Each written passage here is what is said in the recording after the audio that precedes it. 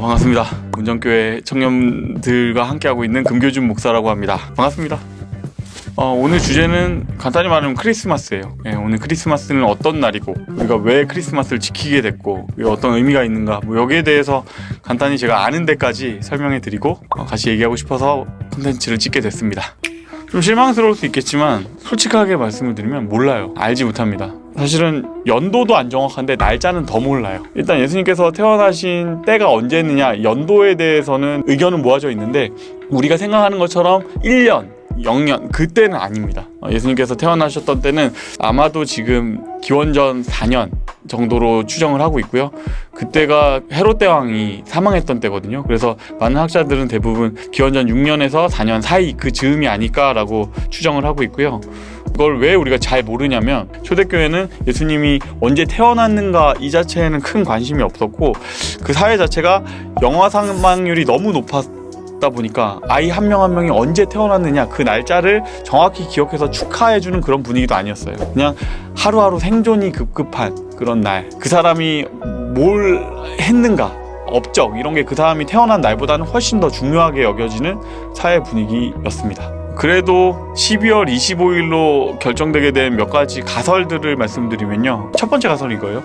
우리가 예수님께서 태어나신 날짜는 모르지만 우리가 확실히 하나 아는 건 예수님이 돌아가신 날짜는 알죠. 3월 25일. 그리고 그 당시에 사람들은 어떤 생각을 했냐면 사람이 죽은 날이 생겨난 날일 것이다 라고 생각하는 그 당시에 생각이 있었어요. 또 서양은 우리하고 다르게 아이가 자라는데 9개월 정도로 생각을 했습니다. 3월 25일에 돌아가셨던 건 아니까 9개월 뒤 12월 25일에 태어나셨을 거다 이렇게 생각을 하는 거예요. 그게 첫 번째 가설이고요.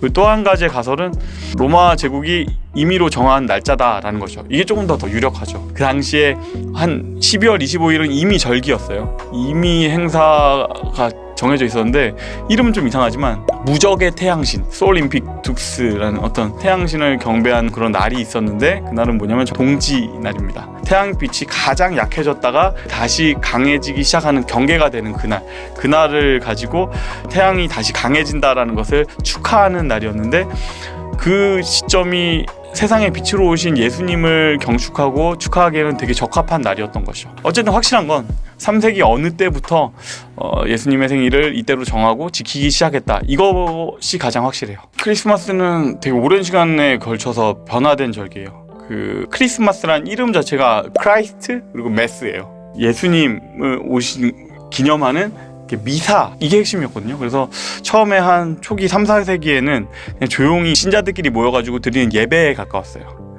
그리고 이제 중세에 와서 이게 색깔이 조금씩 바뀌어가기 시작하는데 여전히 미사라는 것이 핵심이기는 했지만 그것보다 조금씩 강조됐던 게 그 당시에 초막절 전통의 영향을 받아가지고 춤이나 막 노래하거나 퍼레이드하는 이런 행사들이 좀 추가되기 시작했고 그리고 또 가난한 사람들한테 음식을 나눠주는 그런 것들도 있었습니다. 초막절은 뭐죠?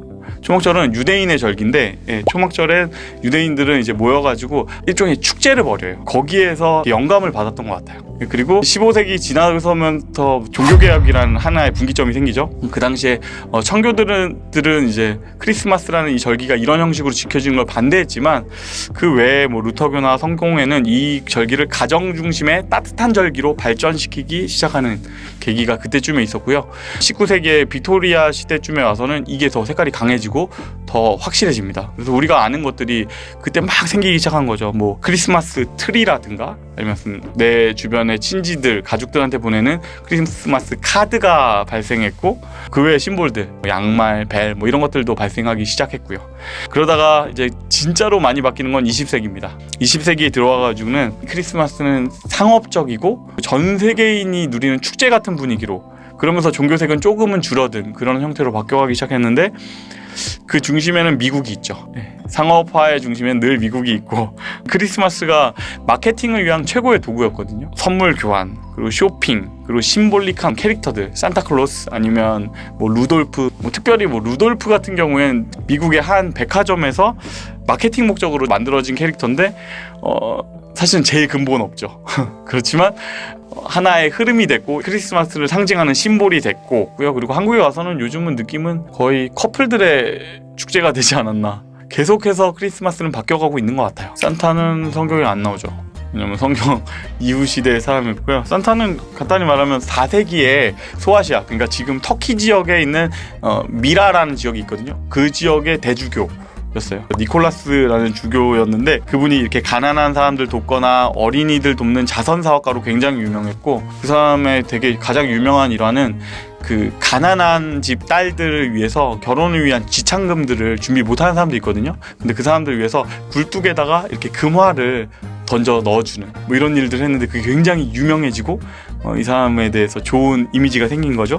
그래서 네덜란드 이민자들이 이 성 니콜라스 대주교를 신터클라스라고 부르기 시작했고, 그게 미국에 건너가서 산타클로스로 이렇게 어감이 바뀌고 지금까지 이렇게 흘러오게 된 겁니다. 처음하고 많이 달라졌죠. 선물 넣는 것도 그러면 굴뚝 거기서 나온 거겠네. 그쵸. 그 이미지하고 연결돼 있습니다. 두 가지 측면에서 크리스마스를 축하하고 경축하는 게 되게 합당하다고 생각하는데, 첫 번째로는 이 크리스마스란 절기가 이 땅에 성육신하신 예수님, 이 땅에 찾아오신 하나님의 아들을 축하하기에 굉장히 적합한 절기인 것 같아요. 아까 맨 처음에 설명하면서 소울 인빅투스를 기념하는 그 절기가 이걸로 바뀐 거에 대해서 되게 사실은 마음이 어려울 수도 있는데, 동지라는 이 시점, 빛이 가장 어둡고 태양이 가장 약해졌던 이 시점에 한 분이 세상에 찾아와서 다시 이 땅의 빛이 점점 강해지고 그 빛이 이 땅 전체를 밝혀가는 그 이미지하고 굉장히 잘 맞는다고 생각해요. 예수님을 더 아름답게 축하하는데 적합하다라는 생각이 듭니다. 그리고 두 번째로는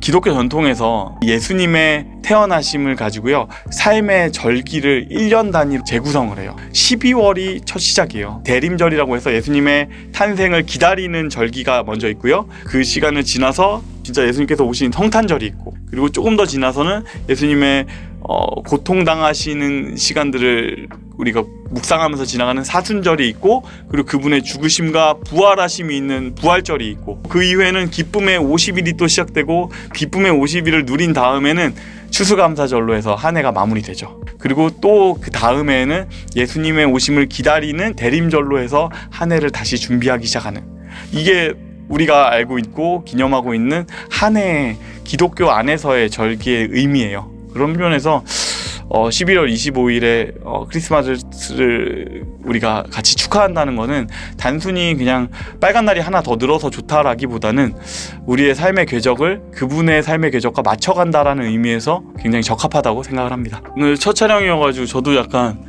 어색하기도 하고 긴장되기도 했는데요. 궁금한 것들이 있으면요, 아무거나 들고오세요. 주제하고 뭐 이런 건 상관없습니다. 단순히 뭐 그냥 교회 안에서의 질문도 좋겠지만, 교회를 다니지 않는 분들도 크리스천에 대해서 아니면 교회에 대해서, 기독교에 대해서 궁금한 것들이 있다면 아무거나 질문해 주시면 열심히 대답해 드리도록 하겠습니다. 감사합니다.